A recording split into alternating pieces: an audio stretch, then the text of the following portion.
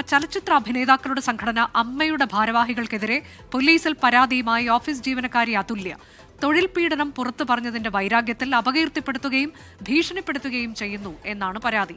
നീനാക്കുറുപ്പ്, കുക്കു പരമേശ്വരൻ, ഉണ്ണി ശിവപാൽ എന്നിവർക്കെതിരെയാണ് പരാതി. Lydia Jacob വിവരങ്ങളുമായി. Lydia, എന്താണ് വിവരങ്ങൾ? അനുജ, അമ്മ ജനറൽ സെക്രട്ടറി കുക്കു പരമേശ്വരൻ, ഒപ്പം ട്രഷറർ ഉണ്ണി ശിവപാൽ, എക്സിക്യൂട്ടീവ് കമ്മിറ്റി അംഗം നീനാക്കുറുപ്പ് എന്നിവർക്കെതിരെയാണ് ഓഫീസ് സ്റ്റാഫായിട്ടുള്ള അതുല്യ പരാതി നൽകിയിരിക്കുന്നത്.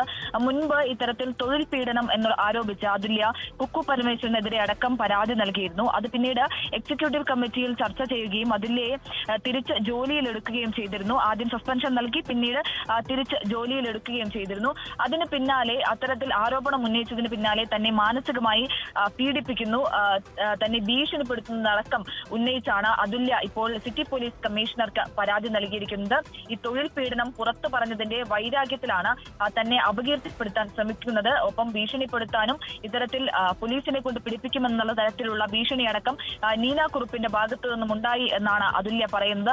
ഒപ്പം തന്നെ ഈ സെക്യൂരിറ്റി ജീവനക്കാരനോട് അതുല്യക്കെതിരെ പരാതി പറയുകയും ചെയ്തിട്ടുണ്ട്. അത്തരത്തിലുള്ള നീക്കങ്ങൾ, അതായത് അത്തരത്തിൽ സ്വാധീനം ചെലുത്താനൊക്കെ ശ്രമിച്ചുവെന്നും ഈ അതുല്യയുടെ പരാതിയിലുണ്ട്. അതായത് അതുല്യ ഹണി ട്രാപ്പിൽ പെടുത്താൻ ശ്രമിച്ചു എന്ന് സെക്യൂരിറ്റി ജീവനക്കാരനോട് പരാതി പറയാൻ ആവശ്യപ്പെട്ടു എന്നതടക്കമുള്ള ആരോപണങ്ങൾ അതുല്യയുടെ ഭാഗത്തു നിന്ന് ഉണ്ടായിട്ടുണ്ട്.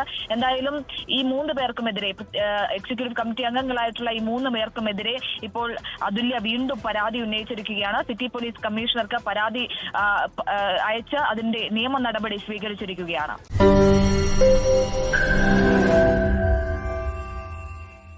ലോകത്തെവിടെയായാലും ഏത് സമയത്തും 24 വാർത്തകളും ഓഗ്മെന്റഡ് റിയാലിറ്റി പാക്കേജുകളും എക്സ്പ്ലെയിനറുകളും വിശദമായി കാണാൻ ഞങ്ങളുടെ യൂട്യൂബ് ചാനൽ നിങ്ങൾക്ക് സബ്സ്ക്രൈബ് ചെയ്യാം.